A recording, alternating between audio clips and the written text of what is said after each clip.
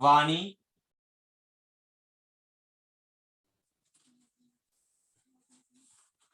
Yes. चलो, adenine, guanine, cytosine. Adenine, guanine, cytosine, ये तीन क्या है हमारे नाइट्रोजनस बेसिस है। क्या है? नाइट्रोजनस बेसिस है। अगर इन नाइट्रोजनस बेसिस से मान लो कि एक किसको डिनोट करेगा? स्किन के जीन को। किसके जीन को? स्किन के जीन को क्या करेगा?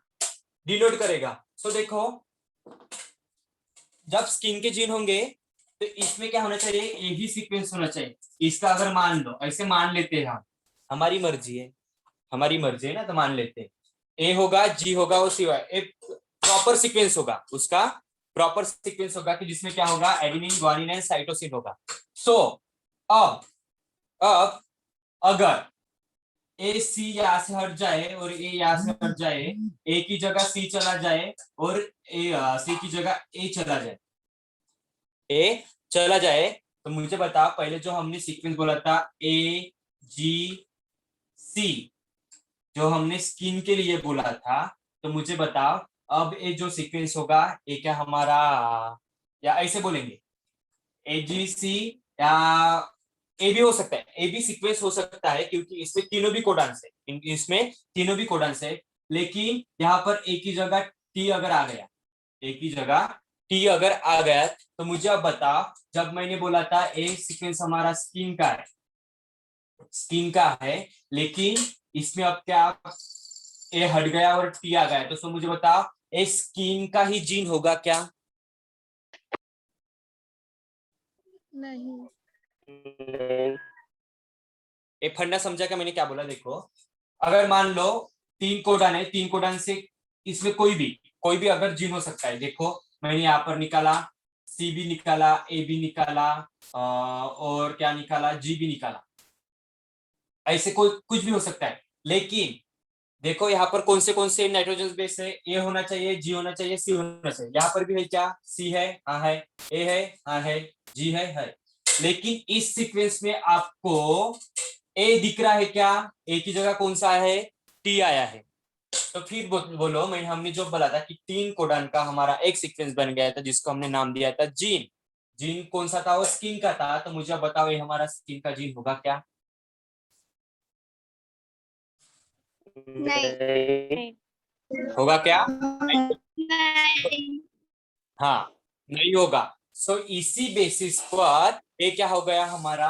अल्टरनेशन हो गया। जहां पर हमारा हमको स्किन का जीन चाहिए था, तो उस स्किन की जगह भलता ही या अलग ही कोई एक नाइट्रोजनस बेस आके बैठ गया और उसने क्या कर दिया? उसमें डिफेक्ट कॉज कर दिया। क्या कर दिया? डिफेक्ट्स ला दिया। और या क्या कर दिया? एक तो क्या कर देगा ये, अगर यहाँ पर आया है तो ये क्या कर दिया? उसने म्यूटेशन कॉज कर दिया, क्योंकि हमको चाहिए था ये सीक्वेंस चाहिए था। उसमें क्या होने चाहिए? सी भी होना चाहिए, साइटोसिन, ग्वानोसिन एंड एडेनिन होना चाहिए था। तो उसमें क्या आ गया? टी आ गया। उसमें अल्टरनेट कर दिया सीक्वेंस को, या उसने क्या कर दिया? म्यूटेशन कॉज कर दिया। भलता ही या अलग ही कोई जीन वहां पर आके क्या हो गया? ऐड हो गया। इससे क्या होगा? हमारा म्यूटेशन कॉज होगा। सो इसी को बेसिस पर हम क्या बनेंगे? मेंडेलियन डिसऑर्डर कॉज होते हैं। एक फंडा समझा क्या कि गया ऊपर से? समझा सर। समझा सर। हाँ, हाँ, यस। जो क्या करेगा? पर्टिकुलर वही सीक्वेंस होना चाहिए। लेकिन क्या हुआ? भलता ही कोई और एक आके उसमें ऐड हो गया और एक को उसने डिलीट कर दिया। सो उसको क्या बोलेंगे? हम म्यूटेशन बोलेंगे। क्या बोलेंगे? म्यूटेशन बोलेंगे। म्यूटेशन मींस क्या होता है? सडन चेंज होता है। कैसे होता है? Sudden change in genetic material. Material में क्या हो जाता है? जीन्स में सडन चेंज हो जाता है। उसको हम क्या बोलेंगे? मेंडेलियन डिसऑर्डर्स बोलेंगे। उससे क्या कॉज होता है? मेंडेलियन डिसऑर्डर कॉज होता है। देखेंगे उसके एग्जांपल क्या क्या होते हैं। अगर क्रोमोसोम डिसऑर्डर की बात की जाए तो इसमें क्या होता है? क्रोमोसोम का एडिशन और डिलीशन। क्या होता है इसमें? क्रोमोसोम एक तो ऐड होगा या क्रोमोसोम क्या होगा? डिलीट हो जाएगा। उसको हम बोलेंगे क्रोमोसोमल डिसऑर्डर बोलेंगे। क्या बोलेंगे? क्रोमोसोमल डिसऑर्डर बोलेंगे। सो हमको पता है, हमने पढ़ा भी था जब हमने वो प्लाइडी का चार्ट पढ़ा था, देखो वहां पर हमने कुछ क्रोमोसोम ऐड हो रहे थे, कुछ क्रोमोसोम डिलीट हो रहे थे। सो इसी के बेसिस पर कौन से डिसीज कॉज होंगे, तो वो कौन से होंगे, क्रोमोसोमल डिसऑर्डर कॉज। क्या कॉज होंगे, क्रोमोसोमल डिसऑर्डर कॉज होंगे। अगर बात की जाए मेंडेलियन डिसऑर्डर की या म्यूटेशन की, तो इसमें कौन से डिसऑर्डर होते हैं, एक होता है sickle cell anaemia,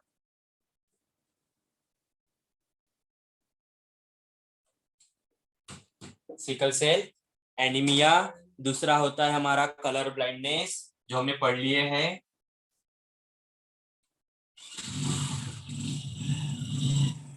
colour blindness. एक होता है हमारा हीमोफीलिया,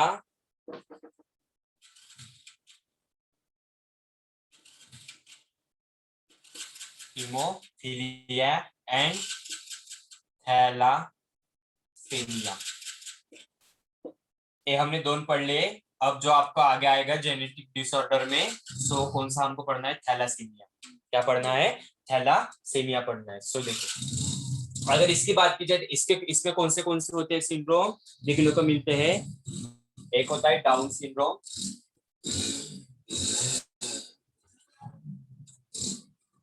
कौन सा होता है, डाउन सिंड्रोम, टर्नर सिंड्रोम,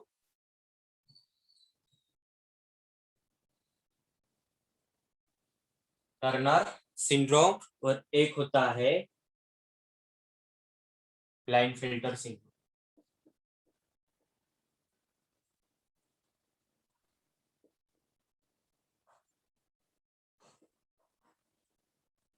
देखो, ये जो सिंड्रोम होंगे ना, वो जीन कॉज करेंगे, कौन करेंगे, जीन कॉज करेंगे। या वो कैसे होंगे, रिसेसिव। क्या होंगे, रिसेसिव होंगे। लेकिन ये जो होता है परमानेंटली, जो कि क्या करेगा, क्रोमोसोम ही उसमें क्या करेगा, कॉज करेगा। क्या होगा, क्रोमोसोम हमको पता है, अगर ह्यूमन की बात की जाए तो X chromosome and X Y chromosome होते हैं। सो ये जो भी कुछ उसमें एडिशन या डिलीशन या सब्ट्रैक्शन जो भी कुछ करेगा, एक क्रोमोसोम करेगा। एक कैसे होंगे, परमानेंटली। कैसे होंगे, परमानेंटली होंगे। ये डोमिनेंट होंगे कि हमको दिखेंगे, क्या होंगे, हमको दिखेंगे। लेकिन ये क्या होंगे, रिसेसिव होंगे, जो हमको दिखेंगे नहीं, लेकिन हमारे बॉडी के अंदर आ सकते हैं, हमारे बॉडी के अंदर आ सकते हैं। तो इसको बोलेंगे रिसेसिव और इसको बोलेंगे डोमिनेंट। क्या बोलेंगे, डोमिनेंट बोलेंगे। चलो इतना समझ में आ गया ये वाला। उसके बाद हमारे डिसीज है।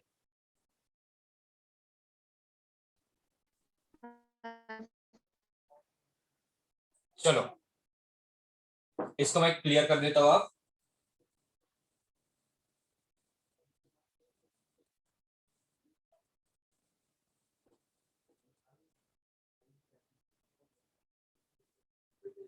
चलो, जो फर्स्ट हमारा जेनेटिक डिसऑर्डर होगा वो होगा हमारा थैलासेमिया। थैलासेमिया। देखो, अगर थैलासेमिया की बात की जाए तो ये जो डिसऑर्डर होता है वो किस में होता है, ब्लड में होता है। किसमें होता है, ब्लड में होता है। ब्लड में होता है, इसीलिए वो क्या होता है, रिसेसिव होता है। कैसे होता है, रिसेसिव होता है, क्योंकि वो हमको दिखता नहीं। वो हमको दिखता नहीं, लेकिन हमारे बॉडी में प्रेजेंट हो सकता है, हमारे बॉडी में प्रेजेंट हो सकता है, इसलिए उसको कहा है रिसेसिव। क्या कहा गया है, रिसेसिव। एक कैसे होता है, ऑटोजोम रिसेसिव जीन की वजह से। ऑटोजोम यानी कि हमारे जो क्या होंगे, 44 जो क्रोमोसोम होंगे उसको हमने ऑटोजोम बोलते हैं। और ऑटोजोम क्रोमोसोम की वजह से, रिसेसिव जीन की वजह से होगा, कौन होगा, थैलासेमिया। थैलासेमिया जो किस में प्रेजेंट होता है, ब्लड में। ब्लड में अगर बात की जाए ब्लड की, तो ब्लड में हमारा क्या होता है, haemoglobin.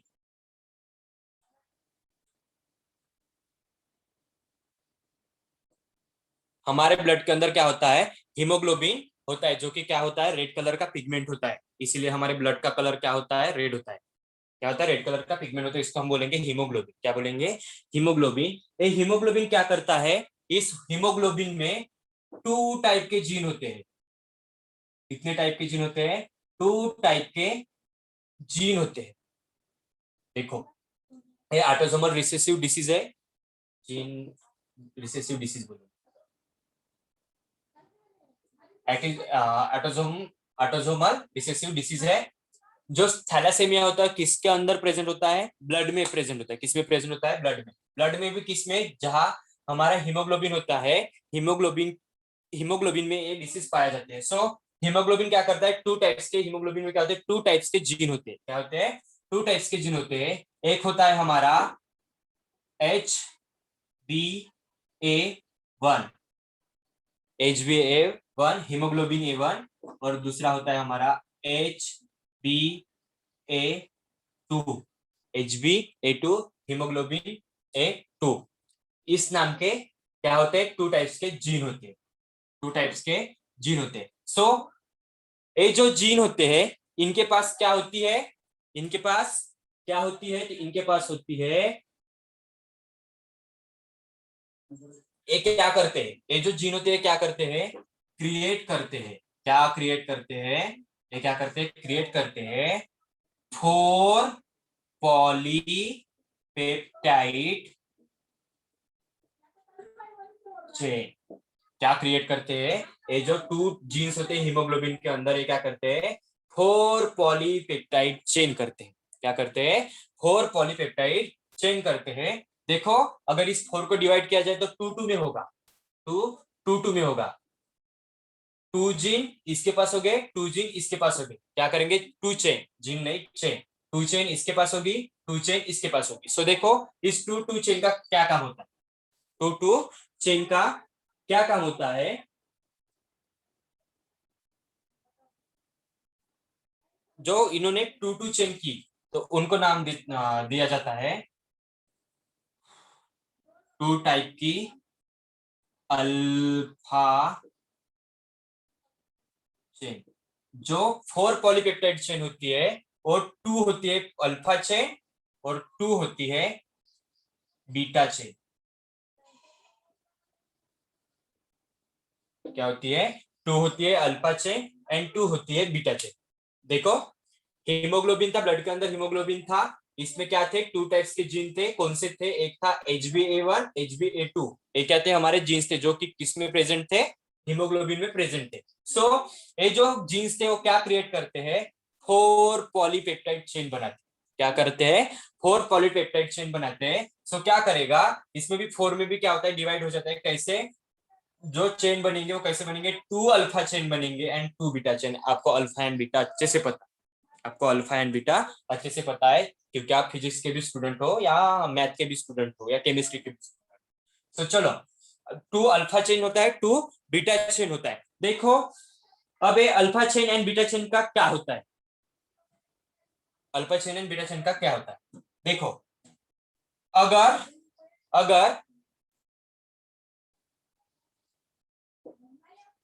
This is caused by alpha chain, अगर किसी में डिसीज कॉज होता है, कौन सा डिसीज, थैलेसेमिया, थैलेसेमिया अगर कॉज होता है, अगर disease cause by alpha chain, जो अल्फा चेन से कॉज होगा, तो उस डिसीज को हम बोलेंगे अल्फा अल्फा थैलासेमिया। क्या बोलेंगे, जिस चेन, अगर डिसीज कॉज होता है बॉडी के अंदर, डिसीज कॉज होता है बॉडी के अंदर, जो कि कौन करेगा, अल्फा चेन करेगी। कौन करेगी, अल्फा चेन करेगी। तो सो उस डिसीज को हम क्या बोलेंगे, अल्फा थैलासेमिया। क्या बोलेंगे, अल्फा थैलासेमिया। वैसे ही अगर डिसीज कौन कॉज करेगी, बीटा चेन,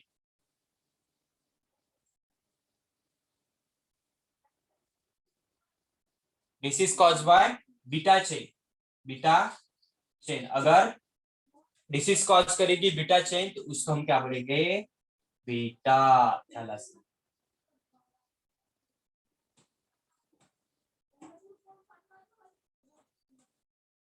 क्या बोलेंगे हम उसको, बीटा थैलासेमिया। देखो, हमने क्या पढ़ दिया, हीमोग्लोबिन था, हीमोग्लोबिन 2 टाइप्स के जीन थे, उसमें HbA1, HbA2 ऐसे 2 टाइप्स के जीन थे। ये दोनों भी जीन क्या करते, क्या क्रिएट करते, 4 पॉलीपेप्टाइड चेन क्रिएट करते। सो उसमें भी क्या होगा, 2 अल्फा चेन होगी एंड 2 बीटा चेन होगी। सो जो डिसीज, अगर बॉडी में डिसीज है तो डिसीज कॉज होगा, अगर उस डिसीज को अल्फा चेन ने कॉज किया, तो उसको हम बोलेंगे अल्फा थैलासेमिया। और अगर उस डिसीज को बीटा चेन ने अगर कॉज किया तो उसको बोलेंगे हम बीटा थैलासेमिया। क्या बोलेंगे? बीटा थैलासेमिया बोलेंगे। सो देखते हैं ये जो थैलासेमिया होता है किसकी वजह से होता है? Alternation of gene and mutation of gene, gene की वजह से, क्योंकि ये ऑटोसोमल है, इसीलिए इसको बोलते हैं मेंडेलियन डिसऑर्डर्स बोलते हैं। सो देखो, अब जब ये कॉज होगा तो इसमें कुछ डिफेक्ट्स दिखने को मिलेंगे हमारे बॉडी में। क्या क्या हो सकता है, क्या क्या चेंज आ सकता है? सो देखते हैं इसके कौन से हमारे बॉडी में डिफेक्ट्स दिखते हैं। तो एक होगा anaemia, I mean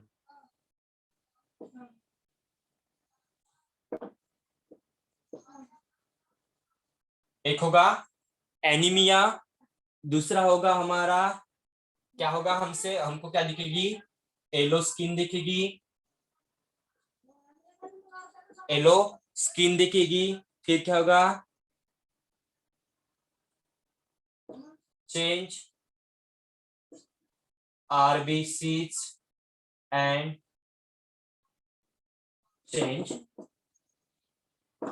shape and size of RBCs। और क्या दिखेगा इसमें? क्या होगा? Dark urine etcetera. देखो, अगर जिस पर्सन को ये डिसीज कॉज होता है तो सो इसमें क्या क्या डिफेक्ट्स देखने को मिलते हैं? एनीमिया मीन्स क्या होता है? खून की कमी हो जाना, खून की कमी हो जाना। अगर ऑब्वियसली जब हमारे बॉडी में खून की कमी होती है तो क्या होता है? येलो स्किन पड़ जाती है हमारी। उसमें क्या होता है? चेंज शेप एंड साइज, किसका? आरबीसी का साइज चेंज हो जाता है, शेप भी चेंज हो जाता है। सो जो हमारी यूरिन होगी वो कैसी होगी? डार्क एलोइन कलर की होगी। कैसी होगी? डार्क एलोइन कलर की होगी। ये हुआ हमारा थैलेसीमिया। उसमें भी एक डिफेक्ट होता है जो कि हमारा होता है सिकल सेल। इसकी वजह से सिकल सेल भी हो सकता है, लेकिन इसमें क्या होता है? ब्लड की कमी नहीं होती, ब्लड की कमी नहीं होती। फिर क्या होता है? जो हमारे आरबीसीज होते हैं वो क्या कर दिए जाते हैं? ऐसे राउंडेड होते हैं तो उसको क्या कर दिया जाता है? डंबल शेप का बना दिया जाता है, या उसको हम बोलेंगे श्रिंक किया जाता है। ऐसा आरबीसी होता है तो इसको ऐसे ऐसा डंबल शेप का बना दिया जाता है, श्रिंक कर लिया जाता है उसको। ये जो डिफेक्ट्स होगा वो किसकी वजह से होगा? थैलासीमिया से। ये भी क्या है? हमारा रिसेसिव डिसीज है, जो कि कौन कॉज करती है? रिसेसिव जो भी डिसीजेस कॉज करती है कौन कॉज करती है? फीमेल ही कॉज करती है। तो ये होगा जेनेटिक डिसऑर्डर का पहला हमारा थैलासीमिया। समझ में आया ये वाला? हाँ सर। हाँ सर। हाँ, चलो नेक्स्ट की तरफ चलते हैं। सेकंड हमारा जो होगा वो होगा डाउन सिंड्रोम।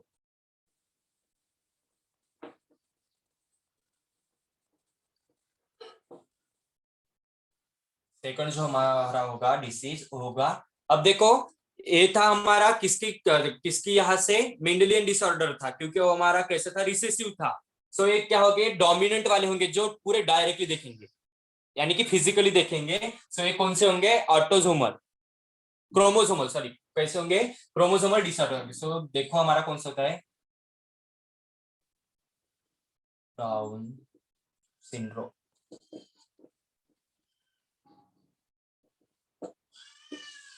Down syndrome. देखो, इस सिंड्रोम को ही एक नाम दिया हुआ है, उसको हम बोलेंगे 21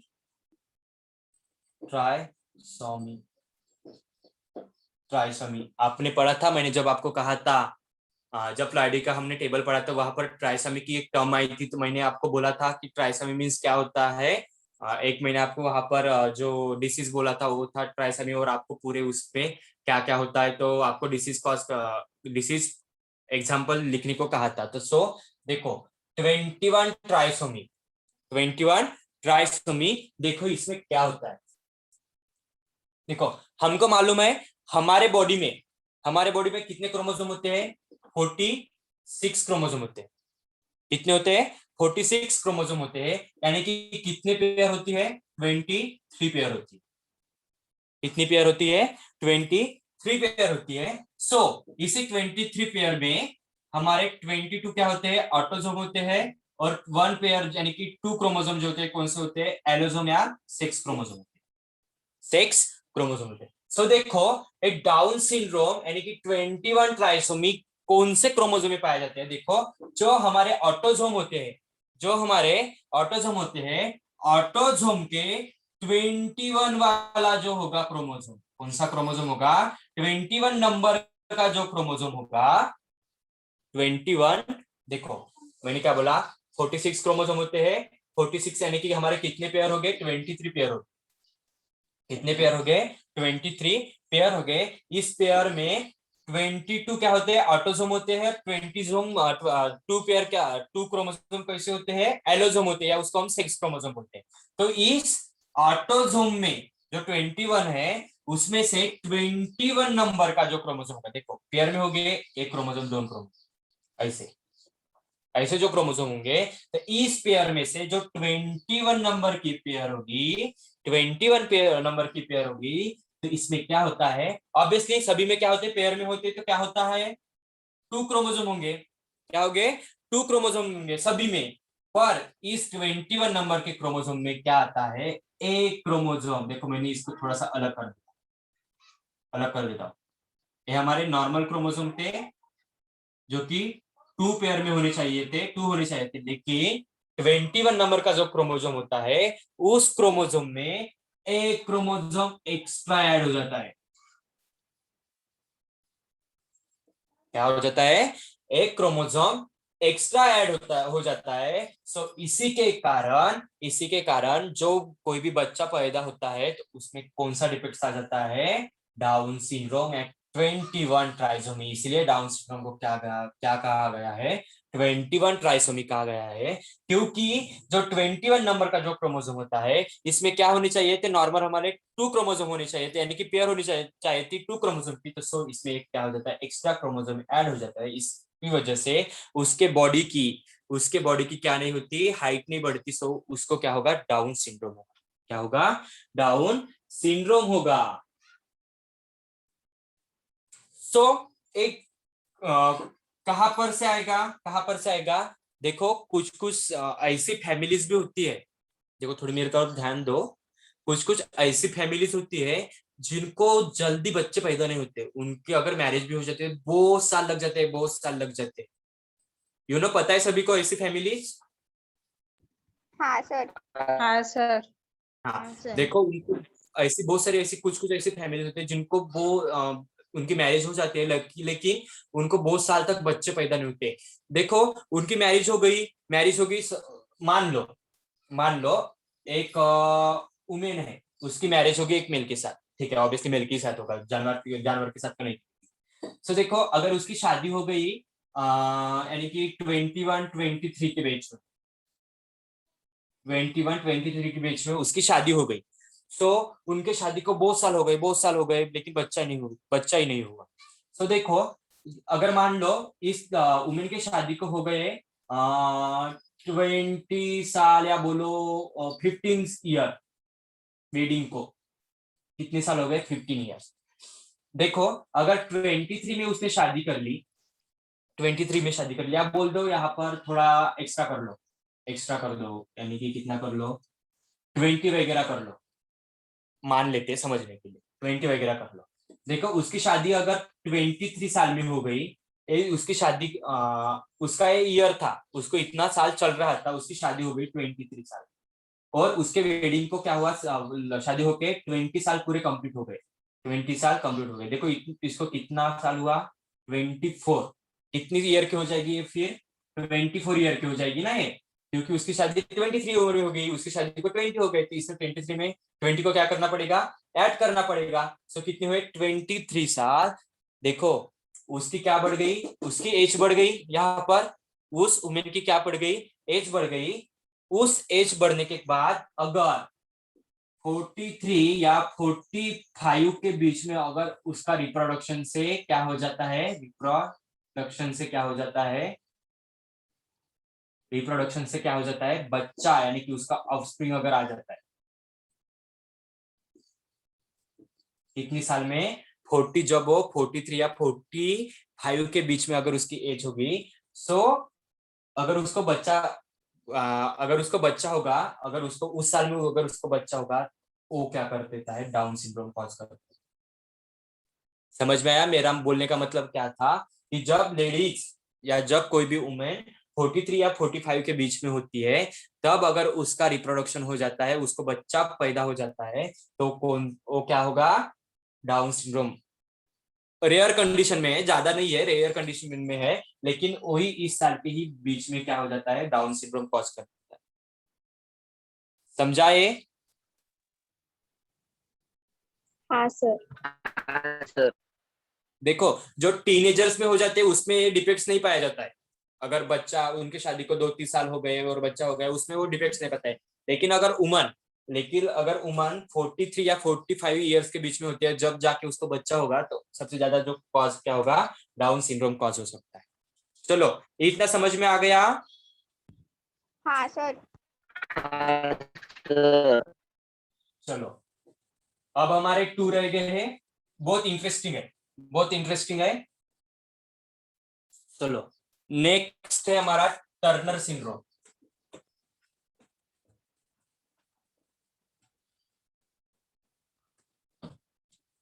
टर्नर सिंड्रोम, ये भी क्या होता है? ये ऑटोसोमल सिंड्रोम होता है।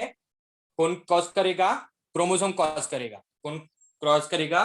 क्रोमोसोम कॉज करेगा। जो एक टर्नर सिंड्रोम होता है, ये बेसिकली किस में होता है? फीमेल में। किस में होता है? फीमेल में ही होता है। देखो, इस टर्नर सिंड्रोम में क्या होगा? इस टर्नर सिंड्रोम में क्या होगा? देखो क्या होता है, अगर कोई भी फीमेल हो, कोई भी फीमेल हो या ह्यूमन हो, इसमें कितने क्रोमोसोम्स होते हैं? 46 क्रोमोसोम। वही फंडा है, कुछ भी नहीं। इसमें कितने होते हैं? 46 क्रोमोसोम होते हैं। इसमें से क्या होता है? 44 क्रोमोसोम कौन से होते हैं? हमारे ऑटोसोम होते हैं। और 2 क्रोमोसोम होते हैं, कौन से होते हैं? हमारे सेक्स क्रोमोसोम होते हैं। सेक्स क्रोमोसोम होते हैं। देखो, 44 अगर वुमेन है, तो इसमें कौन सा क्रोमोसोम आ जाएगा? एक्स क्रोमोसोम आ जाएगा। सो कितने हो गए? 46 क्रोमोसोम हो गए। ये 44 है, 2 कितने हो गए? 46। सो अगर किसी भी फीमेल में टर्नर सिंड्रोम आ जाता है, टर्नर सिंड्रोम आ जाता है, तो देखो ये 44 क्रोमोसोम तो वैसे ही रहेंगे, लेकिन जो यहाँ का एक जो हमारा सेक्स क्रोमोसोम होता है, वो क्या हो जाता है? निकल जाता है। ये आता ही नहीं, ये आता ही नहीं। सो इसके पास अब कितने क्रोमोसोम होंगे? 45 क्रोमोसोम होंगे। कितने क्रोमोसोम होंगे? 45 क्रोमोसोम होंगे। जब मैं आपके क्लास में डेमो के लिए आया था, देखो मुझे याद है वो दिन, मैं आपके क्लास में जब डेमो के लिए आया था, मैंने आपको बोला था कुछ कुछ लेडीज ऐसी होती है जो लेडीज की तरह दिखती है, लेकिन उसमें ओवरी का एक का फर्टिलाइजेशन नहीं होता है। मैंने बोला था ऐसे ऐसे कुछ फैमिलीज होती है, और लड़कियां भी कुछ कुछ होती है जिसमें क्या नहीं होता, एक प्रोड्यूस नहीं होता। उसको हमने बोला था स्टरलाइज। मैंने आपको बोला भी था कि मम्मी को जाके अपने पूछो कि कुछ ऐसे ऐसे हो सकता है। कहा है यस हो सकता है। देखो, ऑब्वियसली जब सेक्स क्रोमोसोम 2 होने चाहिए थे, तो एक आता ही नहीं, सिर्फ इसके पास कितने क्रोमोसोम रह गए? फिर 45 क्रोमोसोम हो गए। कितने क्रोमोसोम हो गए? 45 क्रोमोसोम हो गए। सो ये जो वुमेन होगी वो कैसी होगी? स्टराइल।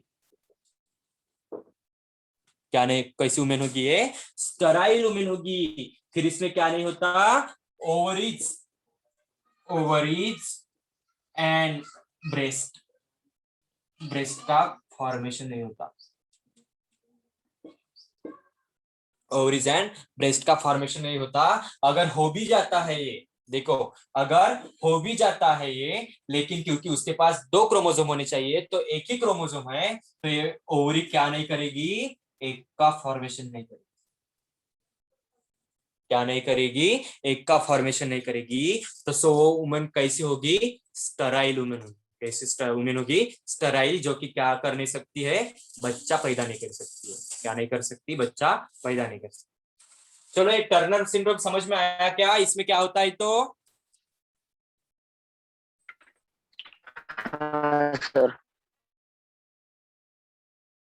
लगता है सभी को कंफ्यूजन हो गया क्या कंफ्यूजन? नहीं सर। नहीं सर। नहीं। ऑब्वियसली बात है ना बे। देखो जनरली समझने की कोशिश करते, मैंने जनरली बताया आपको। देखो 46 क्रोमोसोम होते हैं, हमको पता है। 44 एटोसोम होते हैं, और 2 कैसे होते हैं हमारे, 6 क्रोमोसोम होते हैं। सो 44 अगर 2 यानी कि 46 क्रोमोसोम होनी चाहिए बॉडी में, हम ये सभी मानते हैं। लेकिन क्या होता है, जब रिप्रोडक्शन होगा, जो भी एक बच्चा बनेगा, अगर बच्चे के बीच में, अगर बच्चे में 44 क्रोमोसोम तो आ जाएंगे जो हमारे ऑटोसोम होते हैं। अगर 6 क्रोमोसोम में से अगर फीमेल है, तो अगर दूसरा एक्स क्रोमोसोम नहीं आता, एक ही क्रोमोसोम आता है, तो उसके पास कौन से कितने क्रोमोसोम होंगे? 45 क्रोमोसोम होंगे। सो वो क्या नहीं कर पाएगी, एक का प्रोडक्शन नहीं कर पाएगी। एक का प्रोडक्शन नहीं कर पाएगी तो क्या नहीं होगा उसमें, ओवरीज एंड ब्रेस्ट का फॉर्मेशन हो भी सकता है, नहीं भी हो सकता। अगर ओवरी होती भी है तो वो क्या नहीं करेगी, एक का फॉर्मेशन नहीं करेगी। तो उसको हम क्या बोलेंगे, स्टराइल वुमेन बोलेंगे। क्या बोलेंगे? स्टराइल वुमेन बोलेंगे। ये जो डिसीज जो काज होता है, ओनली किसमें काज होता है? फीमेल में। क्या होता है? फीमेल में। आप अगर मान लो उसको ऐसे भी बोल सकते हैं, फीमेल ट्रांसजेंडर। फीमेल ट्रांसजेंडर पता है आपको? पता है क्या रे? हाँ। जो हमारे ट्रांसजेंडर होते हैं, यानी कि हम इसको किन्नर बोलते हैं, वो 2 टाइप के होते हैं। 2 टाइप के भी होते हैं। कैसे होते हैं? एक तो मेल के भी बीच में हो सकते हैं, और एक क्या होते हैं, फीमेल के भी बीच में। अगर ऐसा कोई अगर सिंड्रोम दिखाई देता है, क्या उससे क्या नहीं होगा? अगर जो भी लेडीज किन्नर है, क्या है, लेडीज किन्नर है या ट्रांसजेंडर है, तो इसमें ऑब्वियसली क्या नहीं होगा, ब्रेस्ट का फॉर्मेशन भी नहीं होगा, या ओवरीज का भी नहीं होगा। तो उसको हम बोलेंगे टर्नर सिंड्रोम, जो कि किस में आ जाएगा? फीमेल में आ जाएगा। और टुडेज हमारा जो लास्ट होगा वो मोस्ट इंपॉर्टेंट है। मोस्ट इंपॉर्टेंट है। देखो, जो हमने आज डिसीज पढ़े ना, जो भी हमने आज डिसीज पढ़े, या कुछ हमने जेनेटिक डिसऑर्डर्स पढ़े, तो उनमें से एक क्वेश्चन आता ही है 101%। तो इसके जो पूरे ही है 4 या 5 भी है, तो इसको थोड़ा ध्यान में रखो। थोड़ा ध्यान में रखो, क्योंकि इसमें एक ना एक तीन तीन तो मार्क के लिए आता ही है क्वेश्चन। तो चलो, जो हमारा लास्ट वाला है वो है clean filter disease.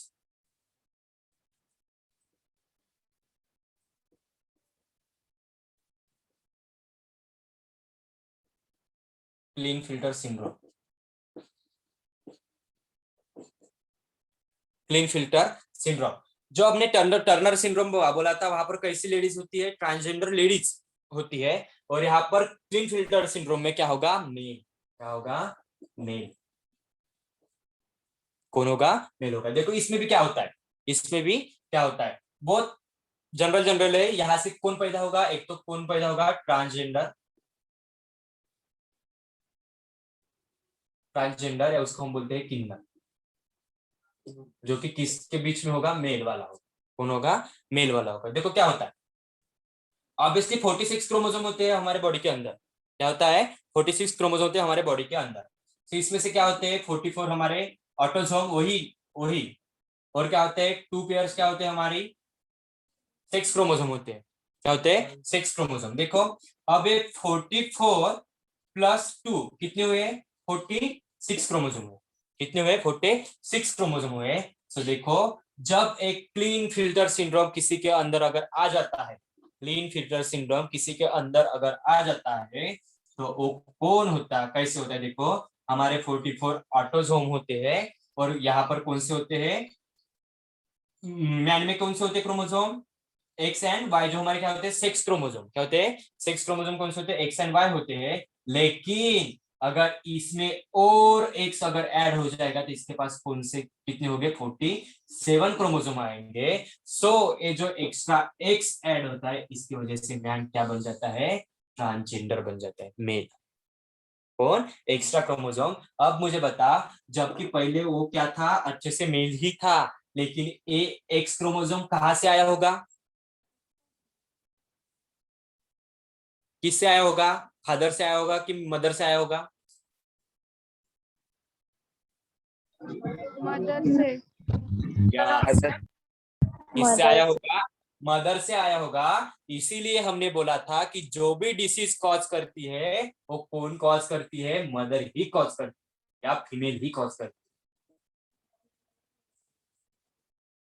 Obviously mail के पास एक्स एंड वाई क्रोमोसोम होता है। जो एक और किससे चला आएगा, फीमेल से अगर चला आता है तो हमको हमारे बॉडी में 46 क्रोमोसोम होना चाहिए, तो उसके बॉडी में क्या हो जाता है 47 क्रोमोसोम हो जाते हैं। सो वो क्या कहलाएगा, क्लीन फिल्टर से क्या हो जाएगा, शिकार हो जाएगा। सो उसको हम बोलेंगे ट्रांसजेंडर, जो कि कौन होगा, मेल होगा।